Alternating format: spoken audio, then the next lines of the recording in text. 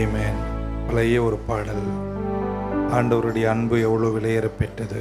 ஸ்தோத்திரம் பாடியே போற்றிடுவேன் தேவாதி தேவனை, ராஜாதி ராஜனை வாழ்த்தி வணங்கிடுவேன்.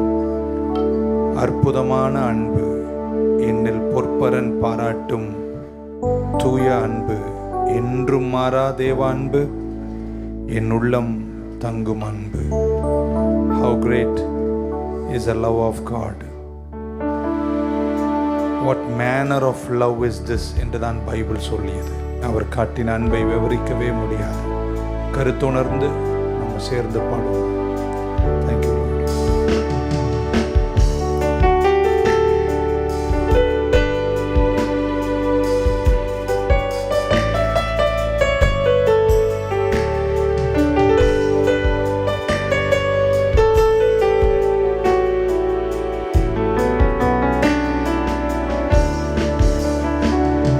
ஸ்தோத்திரம் பாடியே போற்றிடுவே தேவாதி தேவனை, ராஜாதி ராஜனை வாழ்த்தி வணங்கிடுவே. தேவாதி தேவனை, ராஜாதி ராஜனை வாழ்த்தி வணங்கிடுவே. அற்புதமான அன்பு, என்னில் பொற்பரன் பாராட்டும் தூய அன்பு. அற்புதமான அன்பு, என்னில் பொற்பரன் பாராட்டும் தூய அன்பு. என்றும் மாறா தேவ அன்பே, என் உள்ளம் தங்கும் அன்பே. என்றும் மாறா தேவ அன்பே.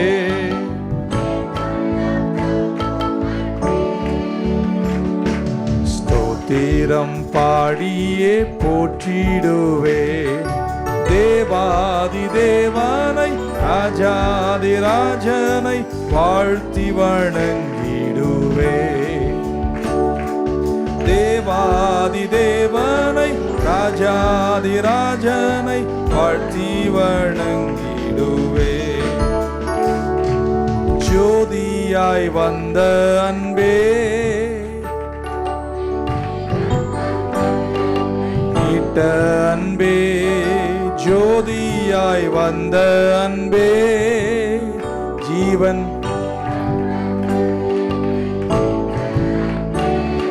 தியாகமான தேவ அன்பே, திவ்ய மதுர அன்பே.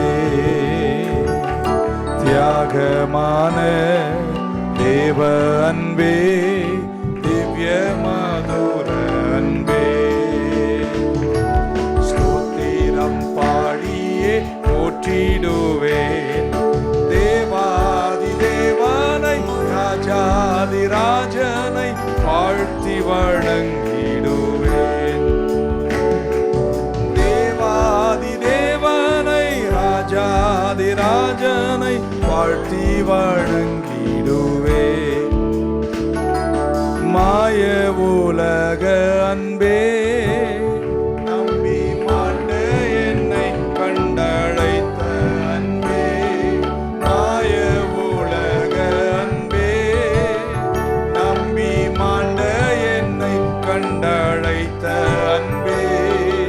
என்னை வென்ற தேவ அன்பே, என்னில் பொங்கும் பேரன்பே. என்னை வென்ற தேவ அன்பே, என்னில் பொங்கும் பேரன்பே. ஸ்தோத்திரம் பாடியே போற்றிடுவேன் தேவாதி தேவனை, ராஜாதி ராஜனை வாழ்த்தி வணங்கிடுவேன். ஆஹா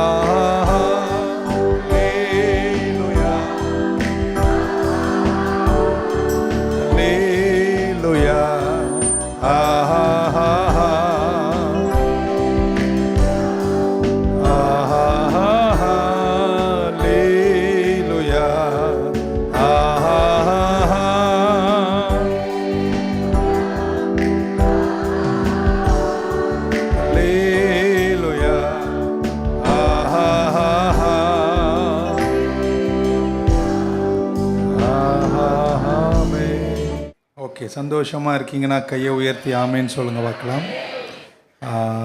ஒரு தொடர்ச்சியாக நம்ம 6 வாரம் ஜெபத்தை குறித்து பேசியிருக்கோம். உங்கள் பிரயோஜனமாக இருந்திருக்கும் என்று கருதுகிறேன். பரமண்டல ஜெபம். ஆமேன். மார்க் சுவிசேஷம் 5ஆம் அதிகாரத்தினுடைய முதல் 20 வசனங்கள். The Gospel according to Mark chapter 5 1 through 20. 20 வசனம் வாசிக்கிறதுக்குள்ளே சர்வீஸ் முடிஞ்சிடும். அதனால் குறிப்பிட்டதை சொல்லிட்டு போகிறேன். பைபிள் நமக்கு என்ன சொல்லுதுன்னா, குமாரன் உங்களை விடுதலையாக்கினால் நீங்கள் மெய்யாகவே விடுதலையாக இருக்கிறீர்கள். நீதிமொழிகள் சொல்லுது, திருடன் தன் பசியாட்ட திருடினால் ஜனங்கள் அவனை இகழ மாட்டார்கள், ஆனால் திருடன் கண்டுபிடிக்கப்பட்டால் அவன் 7 மடங்கு திரும்ப கொடுக்கணும் அப்படின்னு நிறைய விஷயம் இருக்குது. ஸோ இந்த திருடன்றது யாருன்னா சாத்தான் என்று பைபிள் சொல்லுகிறது. விசுவாசிகளோடு இன்றைக்கி நான் பேச போகிறேன். இது வரைக்கும் பேசாத ஒரு செய்தி. நாமேனுக்கு நன்றி. 5 முதல் 20 முதல் வசனத்தை அப்படி படிக்கிறேன், பின்பு நீங்கள் வீட்டில் போய் படிச்சுக்கலாம். நீங்கள் புரிவீங்க என்ன சொல்வீங்கன்னு. கெதரனஸ் என்ற ஒரு இடம், டெக்கபோலிஸ் என்ற ஒரு பட்டணத்தில் கதரனஸ் என்ற கல்லறைக்கு அருகே ஒரு மனிதன் இருந்தான். And they came over unto the other side of the sea into the country of the Gadarenes. And when he was come out of the ship, அவர் இயேசு படகுல மறுக்கரை போறாரு. Immediately there met him out of the tombs, கல்லறையிலிருந்து a man with an unclean spirit who had his dwelling among the tombs, and no man could bind him, no, not with chains. கீழே வாசிட்டே வரும்போது, but when he saw Jesus afar off, இயேசுவை தூரத்தில் பிசாசு பிடிக்கப்பட்ட அந்த மனிதன் இயேசுவை கண்டபோது, he ran and worshipped him. அவர் ஓடி வந்து இயேசுவை என்ன செய்தாராம்? பக்கத்தில் ஓடி வந்து இயேசுவை பணிந்து கொண்டார். கீழே படிச்சுட்டே வந்தீங்கன்னா, அதுக்கப்புறம் அவனை கடவுள் சுகமாக்குகிறாரு. எங்கும் போய் இயேசுவை குறித்து சொன்னார். And they saw, it told him that it befell to him that was possessed with the devil. பிசாசு பிடிச்சவனாயிருந்தான். And also concerning the swine, and they began to pray him to depart out of their course. And when he was come into the ship, he that had been possessed with the devil prayed him that he might be with him. So நிறைய விஷயங்கள் பிசாசை குறித்து சொல்லப்பட்ட விஷயங்கள். முதல்ல கீழே வாசிக்கும் போது, டெக்கபோலிஸ் என்ற இடம், 10 பட்டணங்கள், கிரேக்க பட்டணங்கள் ஒரு பட்டணம். கதரனஸ் என்ற இடத்துல ஒரு கல்லறையில் ஒரு மனிதன், ஒரு பிசாசு 2 பிசாசுலாம் கிடையாது, நிறைய பிசாசு குடிகொண்டவனாய் வாழ்ந்து கொண்டிருக்கிறான். இன்னைக்கு என்ன பேச போகிறேன் அப்படின்னா, பிசாசு இருக்கா இல்லையா அப்படின்னு சொல்ல போகிறேன். இருக்கு. அது அமைதி நிலவுது பாருங்க. சிலர் இருக்குன்னு சிலர் இல்லைன்னு வாழ்ந்துட்டு இருக்கீங்க. நியூ கிங் ஜேம்ஸ் வெர்ஷனில் டீமன்ஸ் என்ற வார்த்தை 82 முறை பயன்படுத்தப்பட்டிருக்கு. 82 டைம்ஸ். அதில் சுவிசேஷங்கள் 4 சுவிசேஷத்தில் மட்டும் என்கேஜேவி பைபிள்னுடைய டிரான்ஸ்லேஷனில் 61 முறை டீமன்ஸ் அல்லது பிசாசுகள் என்ற வார்த்தை பயன்படுத்தப்பட்டிருக்கு. ஏன் பழைய ஏற்பாட்டில் பிசாசு என்ற வார்த்தை சொல்லவே படவில்லை? திடீரென்று சுவிசேஷங்கள் வந்தவுடனே கிட்டத்தட்ட இவ்வளோ முறை, 61 முறை பிசாசு என்ற வார்த்தை ஏன் பயன்படுத்தப்படுகிறது? நான் நினைக்கிறேன், இயேசுவானவர் வரும் வரைக்கும் யாருக்குமே அந்த விடுதலை இல்லை. இயேசு வந்தபோது தான் பிசாசுகள் வெளியே ஏறத் தொடங்கியது. ஏனென்றால் பிசாசுகள் மேல் அதிகாரம் உள்ள ஒரே ஒருவர் இயேசு கிறிஸ்து ஒருவர் மட்டுமே. ஸோ பிசாசுகள் யார் அப்படின்னு கேட்டால், ஷார்ட்டாக விழுந்து போன தூதர்கள், ஃபாலன் ஏஞ்சல்ஸ். பைபிள் நமக்கு சொல்லுகிறது 1/3 பங்கு தூதர்கள். எத்தனை பங்கு? 1/3 பங்கு தூதர்கள் கீழே விழுந்தார்கள். ஆமென். எனக்கு அதில் என்ன சந்தோஷம்னா, 1/3 பங்கு தூதர்கள் கீழே விழுந்து பிசாசு ஆயிடுச்சுங்க. அப்போனா இன்னும் 2/1 பங்கு அங்கே இருக்குது. அப்படின்னா இங்கே இருக்கிற ஒரு பேய்க்கு எனக்கு ஆண்டவர் 2 தூதனை கொடுத்துருக்கிறார். புரிஞ்சிருந்தா நீங்கள் ஆமேன்னு சொல்லியிருப்பீங்க. For every one I got 2 angels. ஆமேன். உளுந்து போன ஒரு பிசாசுக்கு எனக்கு பரலோகத்தில் 2 தூதனை கர்த்தர் வச்சிருக்கிறார். அப்போ நீங்கள் நல்லா தான் இருப்பீங்க. ஆமேன். ஆண்டவர் இந்த சாத்தானை எவ்வளோ தூரம் மதிக்கிறார் அப்படின்றத பல விஷயங்கள் படிக்கிறோம். அவர் வெளியே போகிறான், பண்ணி மேலே போயிட்டாரு. கடைசியாக வெளிப்படுத்தல் வரும்போது அப்போஸ்தலனாகிய யோவான் இப்படி எழுதுகிறாரு. கடைசியா போதும்னு ஒரு நாள் வரும்போது ஆண்டவர் இயேசு கிறிஸ்து அவனை தூக்கி அந்த பாதாளத்தில் போல கட்டுன்னு சொல்லும்போது கூட அவரு போய் கட்டலையாம், ஒரு தூதன் கிட்ட சொன்னாராம். நீங்க அதனால ரொம்ப அவனுக்கு வேல்யூ கொடுக்காதீங்கன்ற. ஒரே ஒரு தூதன் கிட்ட சொல்றாரு, அவனை கொண்டு போய் பாதாளத்தில் என்ன செய், கட்டிடு என்று சொல்லுகிறார். ஸோ ஆண்டவர், நம்முடைய ஆண்டவருடைய நாமம் எல்லா நாமத்திலும் மேலான நாமம். இன்னைக்கு காலையில் இங்கே ஆராதிக்கிற உங்களை பார்த்து சொல்றேங்க, எந்த பிசாசனுடைய தன்மைகள் உங்ககிட்ட இருந்தாலும் ஜெயிக்க ஒரே ஒரு நாமம், இயேசுவின் நாமம் மட்டுமே. பிசாசுகளுக்கு சரீரம் கிடையாது, டிஸ்எம்பாடிட் ஸ்பிரிட்ஸ் என்று ஆங்கிலத்தில் சொல்லலாம். அப்படின்னா அவங்களுக்கு ஒரு சரீரம் தேவை, அவங்களுக்கு கிரியை செய்வதற்கு ஒரு சரீரம் தேவை. இந்த மனுஷனுக்குள்ள, ஒரு மனிதனுக்குள்ள இத்தனை பிசாசுகள் வந்து தங்கி இருக்கேன்னா அது தங்கிறதுக்கு என்ன வேணும், ஒரு சரீரம் தேவை. அந்த மனிதனுடைய சரீரத்தை விட்டு ஆண்டவர் பிசாசை வெளியேற்றிய உடனே அது என்ன தெரியுமா கேட்டுச்சு, எங்களை எங்க அந்த பண்ணிங்க போது பாருங்க அதுலயாவது ஏற்றி விட்டுன்றார். அப்படின்னா மனுஷனை கிடைக்கலன்னா பண்ணி மேலேயாவது ஏறும், ஏன் நாய் மேலே கூட ஏறும். அனிமல்ஸ், டாக்ஸ் அதனுடைய பாடியை டிஸ்எம்பாடிட் ஸ்பிரிட்ஸ் பயன்படுத்தும் என்று பைபிள் இந்த ஒரு விஷயத்தில் நம்ம தெரிஞ்சு கொள்ளலாம். ஆமென். ஸோ பிசாசு இல்லை அப்படின்னு நம்ம சொல்லிட்டோன்னா பைபிளினுடைய பெரும் பங்கு வசனங்கள் வெட்டப்பட வேண்டி வரும். இயேசு கிறிஸ்துவின் ஊழியத்தினுடைய பெரும் பங்கு பிசாசு வெளியேறினது என்ற செய்திதான். இப்போ ஆராய்ச்சிகளை பண்ணி பார்க்கும்போது யூத விமர்சனம் செய்கிற யூதர்கள் விமர்சனம் பண்ணும்போது இப்படி சொல்லுகிறார்களாம், ஏன் இப்படி இயேசு பிசாசை வெளியேற்றினார் என்றால் அவர் சும்மா ஒரு டிராமா பண்ணாரு அப்படின்னு சிலர் கருதுகிறார்கள். ஏன்னா யூதர்கள் நம்பினார்களாம், ஒரு மனிதனுக்கு கடுமையான வியாதியும் பலவீனங்களும் துன்பங்களும் இருக்குமானால் அவங்க ஒப்பீனியன் என்ன இருந்துச்சுன்னா, அவனுக்கு பிசாசு பிடிச்சிருக்கு, அவன் பிசாசை வெளியேற்றினா அவன் நல்லா ஆயிடுவான் என்று யூதர்கள் நம்பினார்களாம். அந்த நம்பிக்கைக்கு சாதகமாக இயேசு இப்படிப்பட்ட செயல்களை டிராமா பண்ணினார் என்ற விமர்சனம் கூட கமெண்ட்ரிஸில் எழுதப்பட்டிருக்கு. ஆனால் பைபிளில் நிஜமாகவே சுவிசேஷங்களில் இயேசு பிசாசை வெளியேற்றினார். சொல்லிட்டே போகலாம். மத்தேயு 8:16, மத்தேயு 9:32, மத்தேயு 17:18, மார்க்கு சுவிசேஷம் 3:14, மார்க்கு 6:12, மார்க்கு 16:10. இன்னொரு வாட்டி சொல்லுங்க, நேரம் இல்லை. ஆமென். C.S. லூயிஸ் அப்படின்னு ஒரு பெரிய பக்தன் இருந்தார், எழுத்தாளர். அவர் இப்படி சொல்லியிருக்கார், சாத்தானுக்கு 2 விதமான ஜனங்களை ரொம்ப பிடிக்குமாம். He likes 2 kinds of people. ஒன்று skeptics, அப்படின்னா சந்தேகம் கொண்டவர்களை அவனுக்கு ரொம்ப பிடிக்குமா சாத்தானுக்கு. 2 சூப்பர்ஸ்டிஷியஸ், மூட நம்பிக்கை உள்ளவர்களை அவனுக்கு ரொம்ப பிடிக்குமாம்.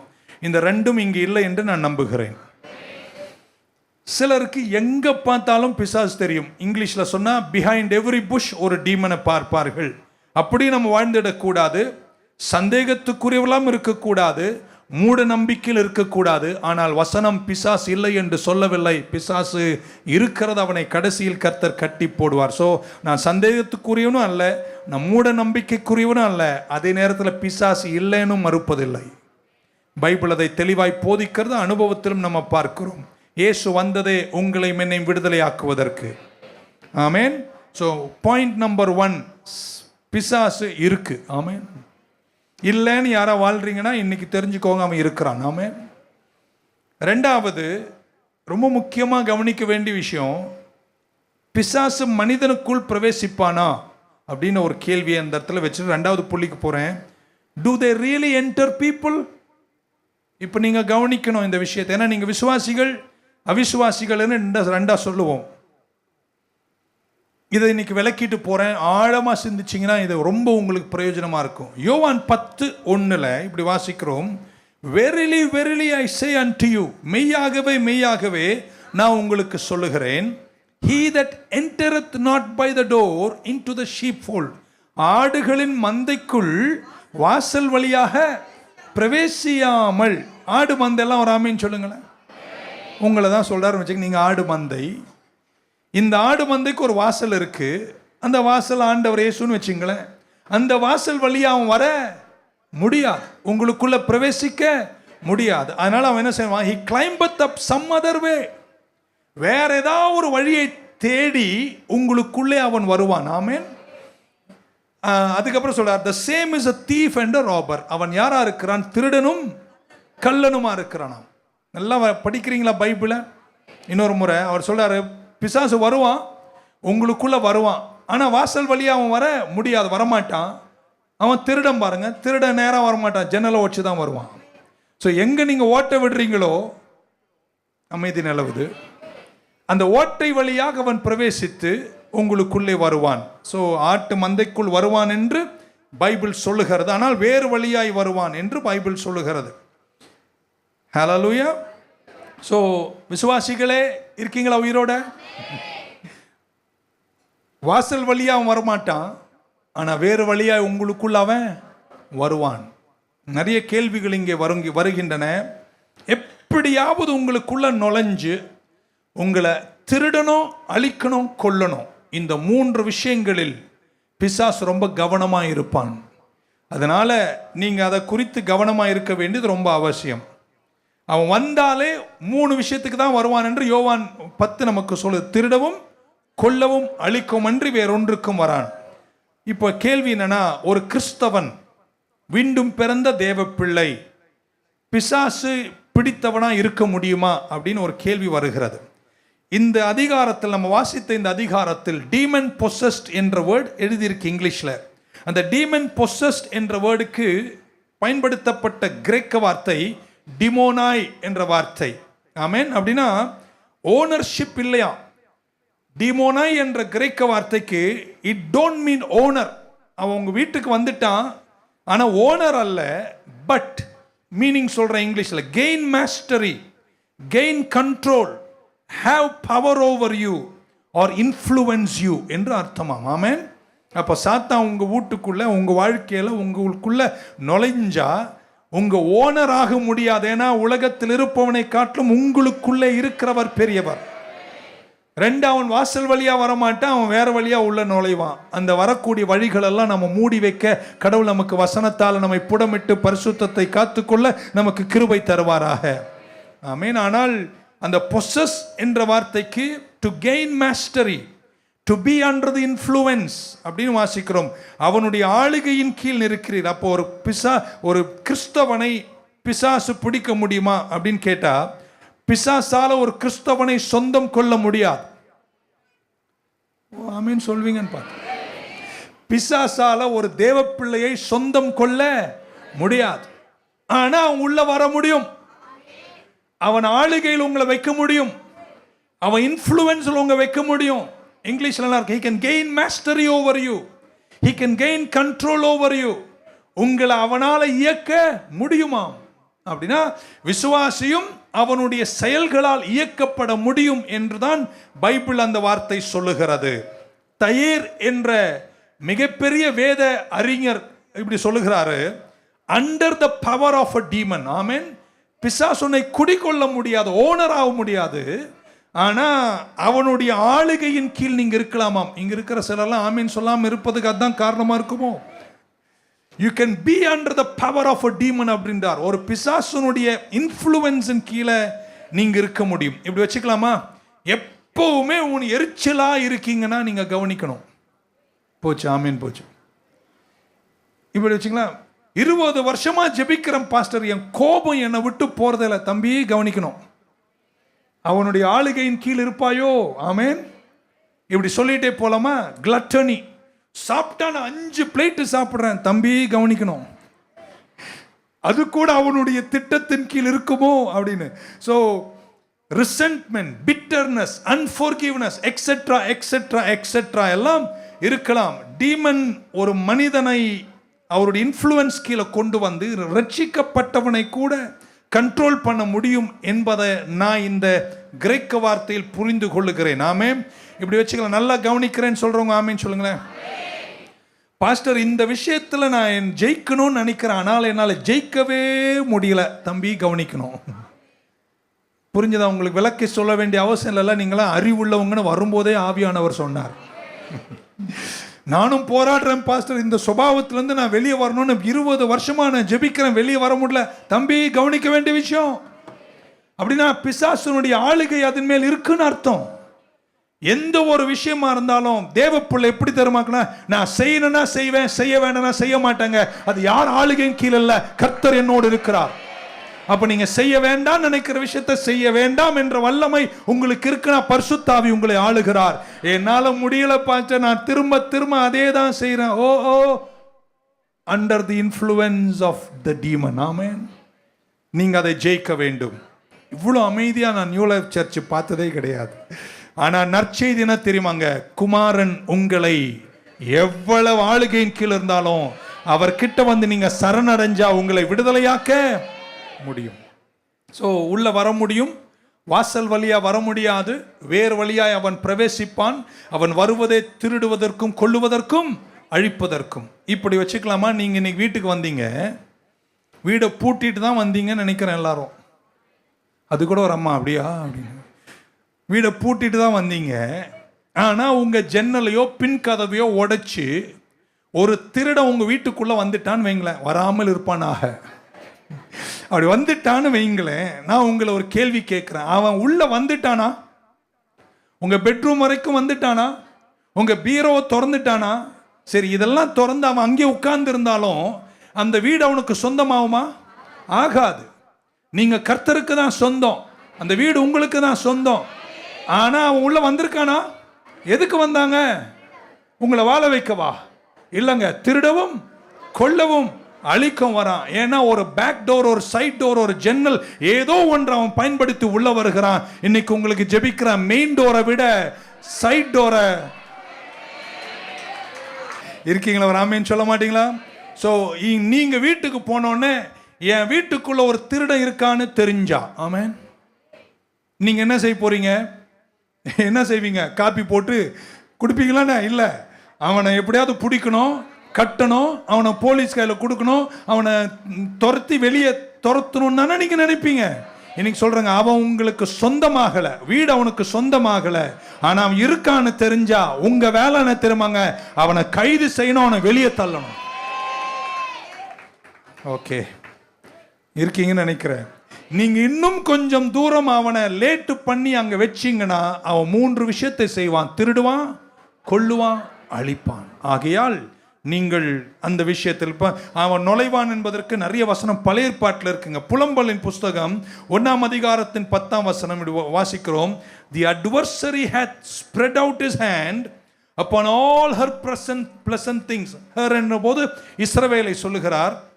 For she had seen the heathen entered into her sanctuary, whom thou didst command, and they should not enter into thy congregation. அவன் பிரவேசித்தான் என்ற வசனங்கள் நிறைய இருக்கு பைபிள்ல. புலம்பல் 4:12, the kings of the earth and all the inhabitants of the world would not have believed that the adversary and the enemy should have entered into the gates of Jerusalem. Amen. பிரவேசித்தான் என்று எருசலேமை குறித்து சொல்லப்பட்டிருக்கு. யோவேல் 2:9, Joel 2:9, they shall run to and fro in the city, and they shall run upon the wall, and they shall climb upon the houses, they shall enter in at the windows like a thief. திருடனை போல ஜன்னலில் பிரவேசிப்பான் சத்ரு. ஆமென். 3 பேரை தட்டி சொல்லுங்களேன், சத்ரு மட்டும் உள்ள விட்டுறாத அப்படின்னு. ஸோ இப்படி நான் என்ன 2வது பாயிண்ட் என்னன்னு சொல்லிடுறேன். உங்க ஓனர்ஷிப் அவன்கிட்ட இல்லை, நீங்க அவனுக்கு சொந்தமாகலை. ஆனா உங்களை அவன் இன்ஃப்ளூயன்ஸ் பண்ணுவான், உங்களை அவன் கண்ட்ரோலில் கொண்டு வருவான், உங்களை அதனால நடத்த நினைப்பான். இப்படி வச்சுக்கலாமா? எப்படி சொல்லலாம், எப்படி புரிய வைக்கலாம்? நீங்கள் ஒரு பிலீவராக இருக்கீங்க, கிறிஸ்தவராக இருக்கீங்க, பரிசுத்தாவி பெற்று இருக்கீங்க. ஓகே, சரியா சொல்லியிருக்கேன். நீங்கள் மருத்துவமனைக்கு ஏதோ காரணத்தால் போனாங்க, அவங்க ஐவி போட்டுட்டு அந்த ஐவியில் என்னென்னமோ மருந்தெல்லாம் சேர்த்துறாங்க பாருங்க. அந்த போட்டோன்னே அப்படியே மயக்கமாக இருங்க. ஆமாவா இல்லையா? உங்களெல்லாம் தெரியாது பாருங்க, நான் இருந்திருக்கேன், என்னால் சொல்கிறேன். ஒரு 2-3 மணி நேரத்துக்கு எனக்கு ஒன்றுமே தெரியல. நான் ஆவியில் பெற்றிருக்கேன், இயேசு என் கூட இருக்கிறார், எல்லாம் இருந்தாலும் இப்போ I am under the influence of the drug.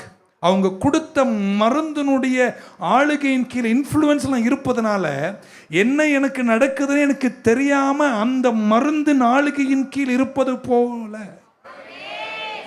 நீங்கள் பரிசுத்தாவி பெற்று தேவனுக்கு சொந்தமான விசுவாசியா இருந்தாலும் சில நேரங்களில் டிமோனாய் அவன் உங்களை அவன் ஆளுகையின் கீழ் கொண்டு வந்து, ஆமென் சொல்ல மாட்டீங்களா?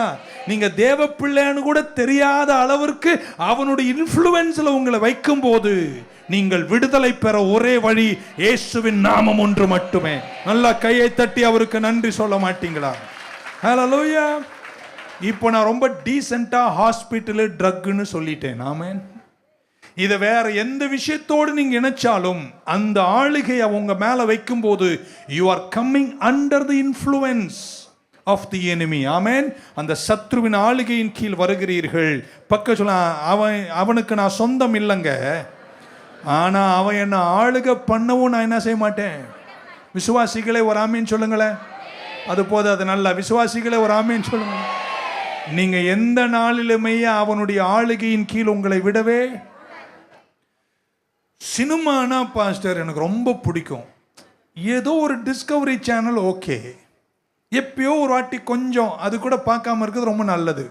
ஆனால் ஒரு நாளில் 27 சினிமா பார்ப்பேன். கண்டிப்பாக நீ சினிமாவின் ஆளுகையின் கீழே இருக்கிற அந்த சினிமாக்கு பின்னாடி ஒரு பேய் இருக்குமோ? ஓச்சரா அடுத்த வாரம் அட்டெண்டன்ஸ் குறையுமா? It can be a cinema, it can be a drug, it can be alcohol, it can be anger, it can be etc.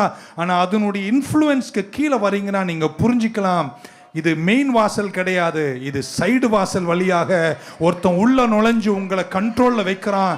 இயேசுவின் நாமத்தில் இந்த திருமேஜை நாளில் கர்த்தர் அந்த கட்டுகளை அறுப்பாராக. நல்லா கை தட்டி 3 முறை இயேசுவேன்னு சொல்ல மாட்டீங்களா? ஆமென். ஹல்லேலூயா. ஸோ அவன் பிரவேசிக்கிற வாசல்கள் அப்படின்ற தலைப்பில் சீக்கிரம் உங்களை கூட பேசணும் வாங்க. ஆமென். எந்த வாசல் வழியெல்லாம் அவன் வருவான், எந்த ஜன்னல் வழியாக வருவான்னு சீக்கிரம் ஒரு நாள் உங்கள் கூட பேசுவேன். 1, there are demons, பிசாசுகள் இருக்குது. 2, அது ஜனங்களுக்குள் பிரவேசித்து மந்தைக்குள்ள கூட தேவைப்பட்டால் விசுவாசியை கூட அவன் ஆளுகையின் கீழ் கொண்டு வருவதற்கு அவனுடைய யுக்திகளை பயன்படுத்துவான். நீங்கள் அதை ஜெபத்தாலும் ஆண்டவருடைய நாமத்தாலும் ஜெயிக்க வேண்டும். ஆமென். 3வது, இயேசு வந்தாலே போதும், அவன் தானா வெளியே போயிடுவான். Jesus really will cast them out. Amen. இந்த நிகழ்ச்சிக்கு வருவோமா? அந்த பிசாசு பிடித்த கதரனஸ் கல்லறையில் இருந்த மனிதனை கர்த்தர் விடுதலை ஆக்கினார். அவனுக்குள்ள இருந்த எல்லா பிசாசுகளையும் கர்த்தர் வெளியேற்றினார். அதனால் இன்னைக்கு இந்த வார்த்தையை கேட்கும் போதே ஏதேனும் பிசாசு உங்கள் வாழ்க்கையில் இருக்குமானால் இயேசுவின் நாமத்தில் அவைகளெல்லாம் விரண்டு ஓடுவதாக. எங்கேயாவது போ, மெரினா பீச்சுக்கு போ, இல்லை எங்கேயாவது போ, ஆனால் எங்கள் பிள்ளைங்க வாழ்க்கையில் இருக்கக்கூடாது. நீங்கள் சொன்ன ஆமேனுக்கு அப்படின்னா நான் விட முடியாது பாஸ்டர், அவர் எனக்கு ரொம்ப நண்பர் அப்படின்ற. ஓகே, லூக்கா சுவிசேஷம் 10ஆம் அதிகாரம் 17-20 வாசித்து என் செய்தி முடிக்கிறேன். Jesus really will cast them out. 70 returned again with joy. 70 பேர் மகிழ்ச்சியோடு திரும்பி இப்படி சொன்னார்கள், even the devils are subject unto us through thy name. உங்க நாமத்தில் பிசாசுகள் கூட கீழ்ப்படுகிறது. And Jesus said unto them, I beheld Satan as lightning fall from heaven. நான் பார்த்தேன், இயேசு சொல்றார், நீங்க போனீங்க ஊழியத்துக்கு 70 பேர், ஆனால் நான் உங்க கூட இருக்கிறேன். ஆவியில் நான் பார்த்தேன், பிசாசுகள் நட்சத்திரங்களைப் போல அல்லது மின்னலைப் போல விழுவதை நான் கண்டேன். சொல்லிட்டு சொல்றார், நான் உங்களுக்கு அதிகாரத்தை தருகிறேன். I give you power to tread on serpents. சர்ப்பங்களையும் தேள்களையும். உடனே சர்ப்பங்களையும் தேள்களையும் ஒரு வீட்டில் போட்டு அது மேலே மிதிச்சா அது கடிக்குங்க. அது எல்லாமே ஒரு மாதிரி, பிசாசுக்கு ஒரு மாதிரியாக தான் அடையாளமாக ஷேடோவாக காட்டுறாரே தவிர வேற எதுவும் கிடையாது. ஆமென். பிசாசை ஜெயிக்கிற பலனை கர்த்தர் உங்களுக்கு தந்திருக்கிறார். அதுக்கப்புறம் சொன்னார், notwithstanding in this rejoice not that the spirits are subject unto you, but rather rejoice because your names are written in the book of life.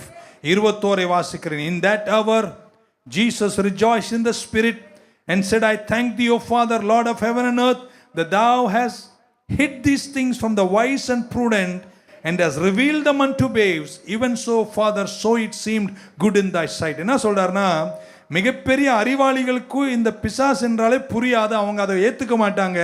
அவங்க அறிவு பிசாஸ் இல்லைன்னு சொல்லுவோம். ஆனால் குழந்தைகளாக இருக்கிற எங்களுக்கு நீர் அதை வெளிப்படுத்தி இருக்கிறீர். ஆமேன் சொல்ல மாட்டீங்களா? நிறைய பேர் இல்லைன்னு நம்புறாங்க, இருக்கு. 2 உள்ள வருவானா? வருவான். இன்னொரு முறை இருக்கானா? வருவானா?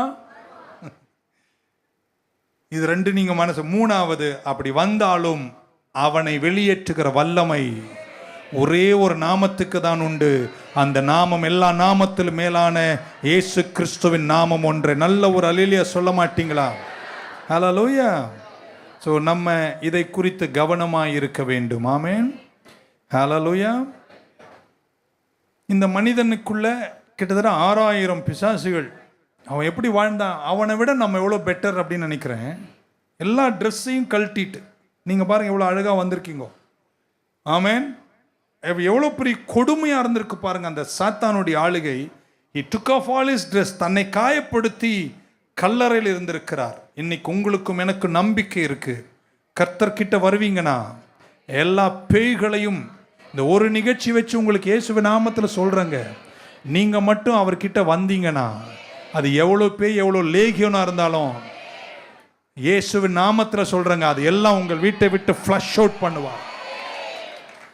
கடைசியாக ஒரு கருத்தோடு என் செய்தியை முடிக்கிறேன், நான் முடிச்சிடுறேன். அந்த வசனத்தை வாசிக்கும் போது இப்படி வாசித்தோம். 5:6 மார்க் சுவிசேஷம் 5:6 படிக்கிறேன், கவனிக்கணும். 5:6 and when the man with the legions, with the devils saw Jesus from afar, தூரத்தில் இருந்து, எல்லாம் சொல்லுங்க தூரம், இயேசுவை கண்டபோது இந்த பிசாசு பிடித்த மனுஷன் இவ்வளோ பிசாசின் ஆளுகையின் கீழே இருக்கிறான். he is under the power, the influence and the control of 6000 demons. ஆமென். இவ்வளவு 2000மோ 6000மோ பிசாசுகளுடைய ஆளுகையின் கீழ் இருக்கிற ஒரு பேய் பிடிச்ச மனுஷன் இயேசுவை பார்த்தபோது ஓடி போய் இயேசுவின் பாதத்தில் விழுந்தார். நான் இதை எப்படி பார்க்குறேன்னா, எவ்வளோ பிசாசு இருந்தாலும் அந்த பிசாசால் ஒரு மனுஷனை இயேசுக்கிட்ட வர்றதை தடுக்கவே முடியாதுங்க.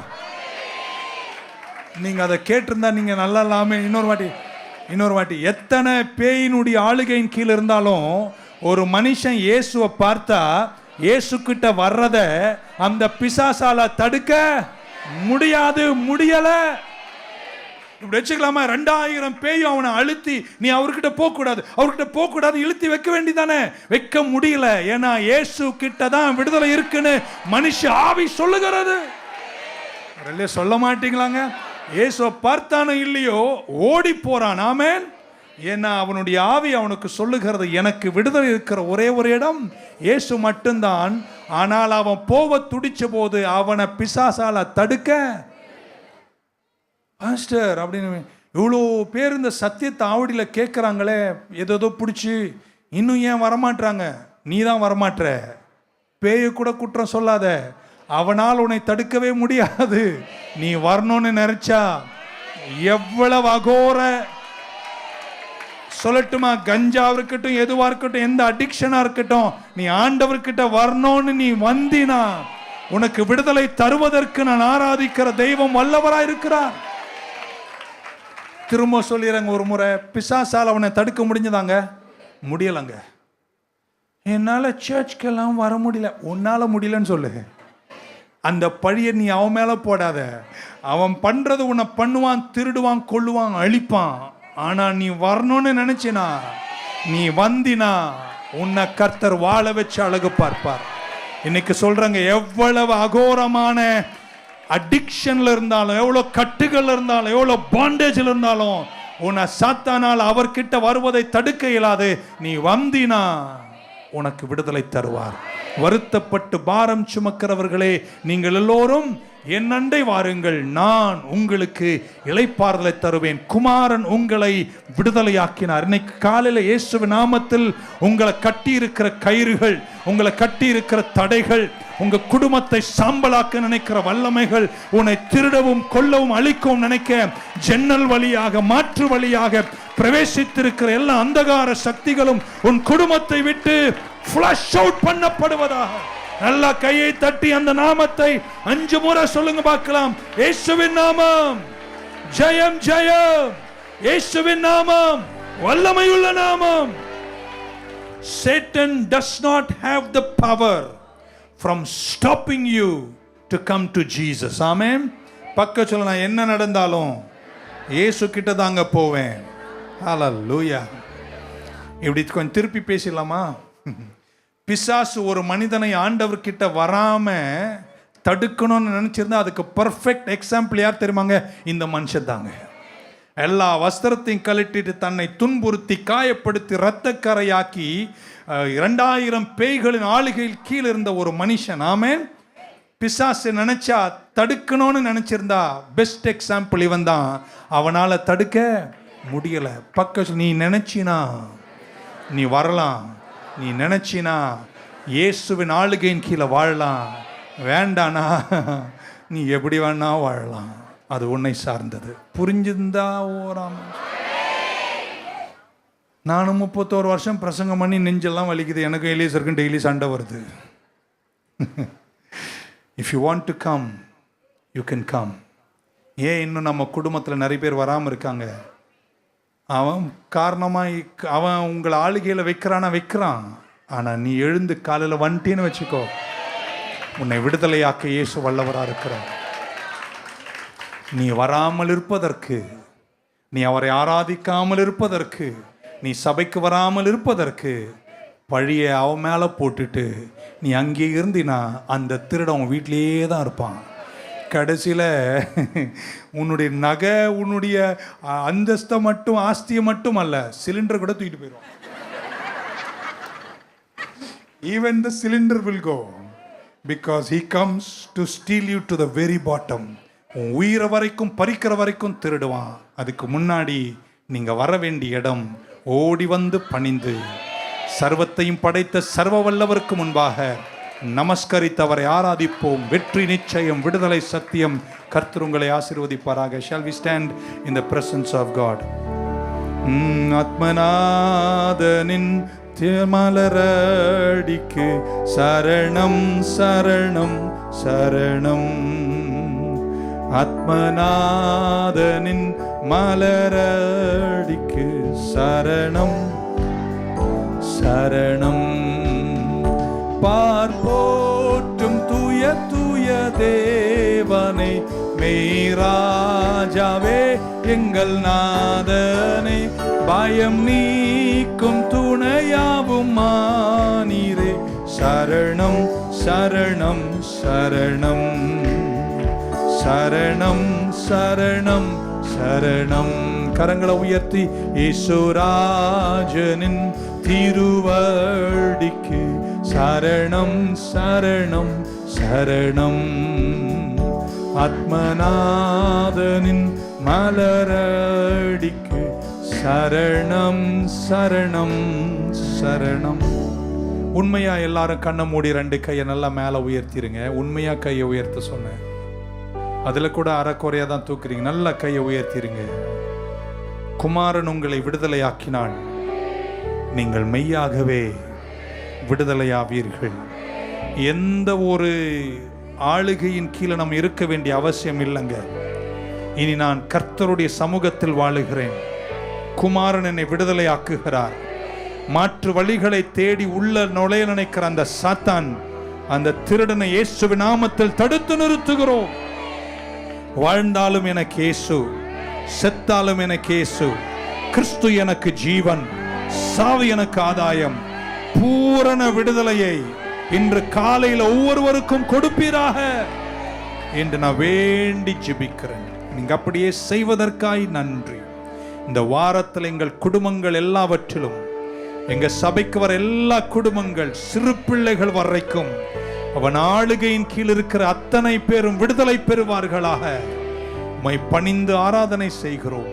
இயேசு கிறிஸ்துவின் நாமத்தில் வேண்டுகிறோம் ஜீவனுள்ள எங்கள் நல்ல பிதாவே. கரங்களை உயர்த்தி சத்தமா சொல்லுங்க. என் ஆத்துமாவே கர்த்தரை ஸ்தோத்திரி, என் முழு உள்ளமே பரிசுத்த நாமத்தை ஸ்தோத்திரி.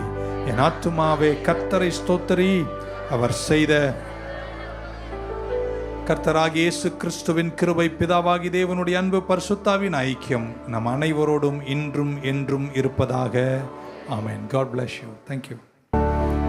ஆத்மநாதனின் மலரடிக்கு சரணம் சரணம் சரணம். ஆத்மநாதனின் மலரடிக்கு சரணம் சரணம்